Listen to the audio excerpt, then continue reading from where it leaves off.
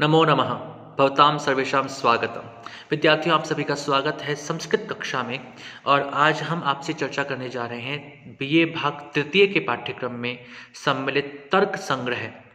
और तर्क संग्रह जिसे कि श्री अन्नम भट्ट ने लिखा था, उसका हमने शब्द प्रमाण का अध्ययन किया है। सबसे पहले हम शब्द प्रमाण को थोड़ा सा एक बार वापस थोड़ा सा रिवाइज कर लेते हैं, उसकी पुनरावृत्ति कर लेते हैं। शब्द प्रमाण जब आपको बताया गया था विद्यार्थियों, तो आपने देखा था कि उस शब्द प्रमाण के अंदर सबसे पहले कहा गया था आप्त वाक्यम शब्द, अर्थात शब्द वो है जो कि आप्त वाक्य हो। आप्त का तात्पर्य मैंने उस समय भी आपको बताया था कि आप्त वे होते हैं जो कि वास्तविक ज्ञान को प्राप्त किए हुए लोग होते हैं।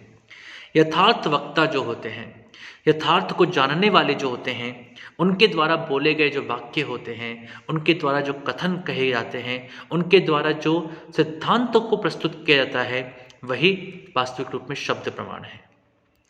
और फिर आप्त का ही अर्थ स्पष्ट करते हुए अन्नम भट्ट ने भी लिखा था, आप्तस्तु यथार्थ वक्ता।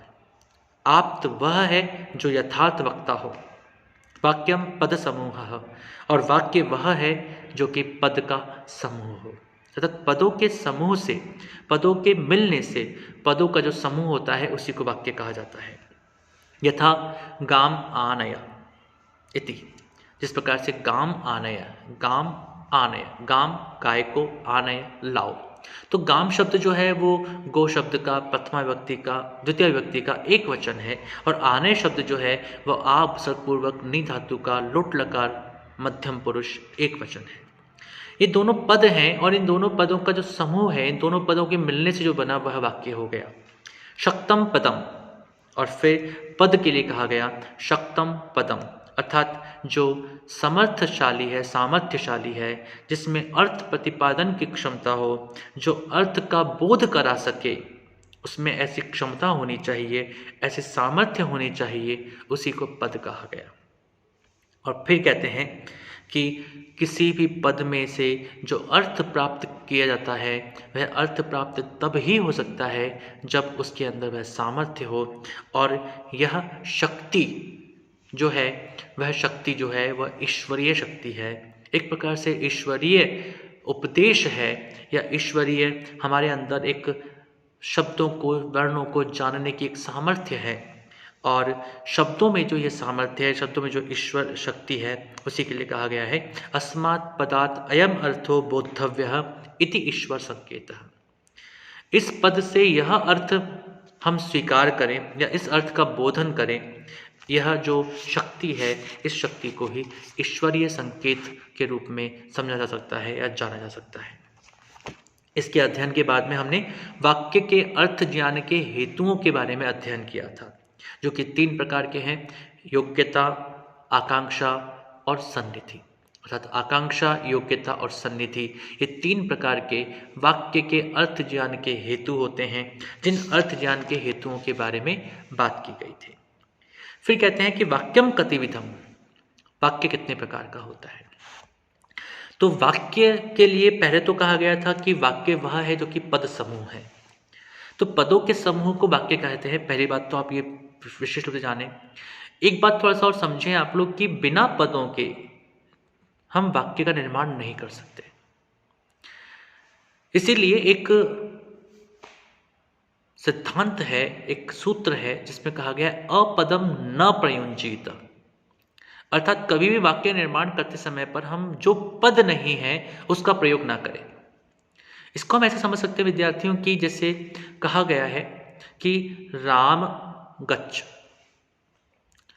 अब या राम गम, तो गम एक धातु है, शब्द तो है लेकिन एक धातु है।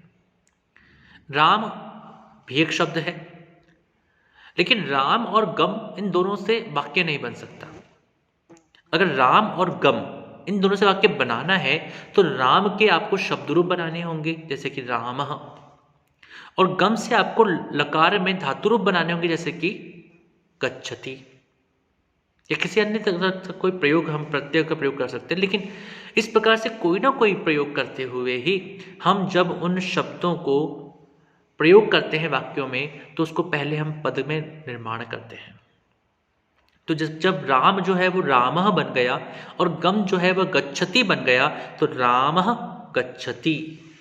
इस प्रकार से हम देखते हैं कि राम जाता है या रामः गच्छति, यह वाक्य पूर्ण हो जाता है, यह पद समूह स्पष्ट हो जाता है। तो यहाँ पर कहते हैं कि जो वाक्य है, पहली बात तो यह कि वह पदों से बन करके बना जाता है, पदों से मिलकर के बनता है। और अब उस वाक्य के कितने भेद हैं उसके बारे में वे कहते हैं, वाक्यम द्विविधम वैदिकम लौकिकम च। वाक्य दो प्रकार का होता है, वैदिक और लौकिक। वैदिकम ईश्वरोक्तत्वात् सर्वम एव प्रमाणम, लौकिकम तो आप्तोक्तम प्रमाणम अन्यत अप्रमाणम। वे कहते हैं कि वाक्य जो है वे दो प्रकार के हैं, और वाक्य के दो प्रकार के भेदों में वे कहते हैं कि एक है वैदिक वाक्य और दूसरा है लौकिक वाक्य। वैदिकम जो वैदिक वाक्य है वह ईश्वरोक्तत्वात्, ईश्वर उक्तत्वात्, ईश्वर के द्वारा कहा गया हुआ होने के कारण, सर्वम एव प्रमाणम, वह पूरा ही प्रमाण है। इसलिए हम वेदों को, चाहे वैदिक वेद है, यजुर्वेद है, सामवेद है, अथर्ववेद है, उन वैदिक वाक्यों को हम प्रमाण कहते हैं। प्रमाण कहने का स्पष्टतया कारण यह है कि वह ईश्वरोक्त वाणी है। जब वेदों की संरचना के बारे में चर्चा होती है तो वेदों की संरचना के बारे में कहा जाता है कि वेदों को या वैदिक मंत्रों को ऋषियों के द्वारा देखा गया है। इसीलिए जो ऋषियों का वर्णन वहां पर किया गया है, वे ऋषि मंत्र दृष्टा कहलाते हैं, मंत्र के रचयिता नहीं कहलाते। दृष्टा अर्थात देखा गया, अर्थात वह एक प्रकार का ईश्वरीय ज्ञान है जिस ज्ञान को ऋषियों के द्वारा देखा गया। लेकिन उस ज्ञान को प्रदान करने वाले कौन थे? तो उस ज्ञान को प्रदान करने वाले स्वयं ईश्वर थे।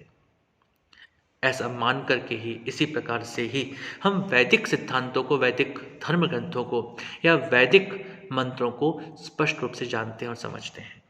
तो यहाँ पर भी ये कहा गया है कि वैदिकम जो वैदिक है, वैदिक वाक्य है, वह ईश्वरोक्तत्वात्, वह ईश्वर के द्वारा कहे हुए होने के कारण से सर्वम एव प्रमाणम, संपूर्ण ही प्रमाण है। लौकिकम तो आप्तोक्तम प्रमाणम, और लौकिक जो है उनमें से जो आप्त के द्वारा कहा गया है, यथार्थ वक्ता के द्वारा कहा गया है, जो यथार्थ ज्ञान का परिपोषक है, यथार्थ ज्ञान का परिपालक है, यथार्थ ज्ञान को जानने वाला है, उसके द्वारा कहा गया है, उसे ही प्रमाण कहा जाता है, अन्य को प्रमाण नहीं कहते। तो समस्त लौकिक ग्रंथ, जिन लौकिक ग्रंथों को हम देखते हैं, जानते हैं, उसमें हर एक वाक्य प्रमाण हो ये संभव नहीं। उनमें से प्रमाण केवल वही होता है जो कि आप्त अर्थात यथार्थ वक्ता के द्वारा कहा जाता है, अन्यत अप्रमाण। और जो बच गया अन्य जो है वह अप्रमाण है, वह प्रमाण नहीं है, उसको हम प्रमाण नहीं कह सकते, वह अप्रमाण है। तो आप्त कथन से भिन्न वाक्य अप्रमाण है, अर्थात यथार्थ वक्ता द्वारा उच्चारित वाक्य, लौकिक वाक्य भी भले ही हों, वे प्रमाण हैं। वैदिक तो ईश्वरोक्त है, इसलिए संपूर्ण ही प्रमाण है। शब्द ज्ञानम के, उसके बाद में वो पूछते हैं कि शब्द ज्ञानम के, शब्द के द्वारा प्राप्त होने वाला ज्ञान क्या है? तो कहते हैं वाक्यार्थ ज्ञानम शब्द ज्ञानम तत्करणम तो शब्द, जो वाक्य के अर्थ का ज्ञान ही शब्द ज्ञान है। शब्द ज्ञान का असाधारण कारण शब्द ही होता है। तो जो हम एक शब्द के द्वारा जिस ज्ञान को प्राप्त करते हैं वह एक शब्द के द्वारा नहीं होता, अपितु उसके वाक्य के द्वारा होता है। इसलिए वाक्य के द्वारा जो अर्थ ज्ञान होता है वही शब्द का अर्थ ज्ञान है, वही शब्द के द्वारा ज्ञान है। और इस शब्द ज्ञान को प्राप्त करने के लिए हमें वाक्यों का अध्ययन करना होता है, वाक्यों को समझना होता है। तो इस प्रकार से हम समझ पाते हैं कि किस प्रकार से वाक्यों को जानने का प्रयास किया गया, किस प्रकार से वाक्य के अर्थों को समझने का प्रयास किया, शब्द प्रमाण क्या होता है, उसके बाद अतिरिक्त उसके माध्यम से हमने ये भी जाना कि वाक्य क्या होते हैं, पद क्या होते हैं। तो विद्यार्थियों, आपसे एक अपेक्षा की जाती है कि जब भी हम शब्दों का प्रयोग करें, जब भी हम वाक्यों का प्रयोग करें, तो वह एक श्रेष्ठ प्रयोग होना चाहिए।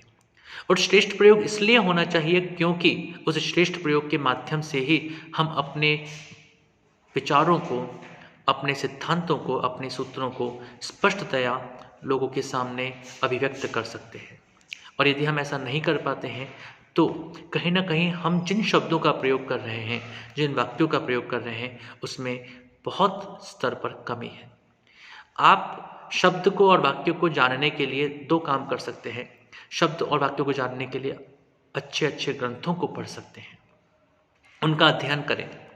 आप जितना अधिक अध्ययन करेंगे, आपके शब्द, आपके वाक्य उतने ही अधिक स्पष्ट होते चले जाएंगे, उतने ही उनकी प्रामाणिकता का विस्तार होता चला जाएगा। तो पहली बात ये कि जब भी हम अच्छे ग्रंथों का अध्ययन करते हैं तो हमारी बुद्धि, हमारा ज्ञान, उसका विस्तार होता है। और जब हमारा ज्ञान और बुद्धि का विस्तार होता है तो उसके माध्यम से प्रयुक्त होने वाले शब्द और वाक्य अधिक प्रामाणिक होते चले जाते हैं। और दूसरी बात ये कि हम अपने कथन को मनन पूर्वक करें। जब भी हम कुछ बोलें तो चिंतन करके, विचार करके ही अपनी बात को रखें। आपका बहुत बहुत धन्यवाद। आगे के वीडियोस आप देखते रहिएगा। नमो नमः। शुभम भवतु। पुनर्मिलामः।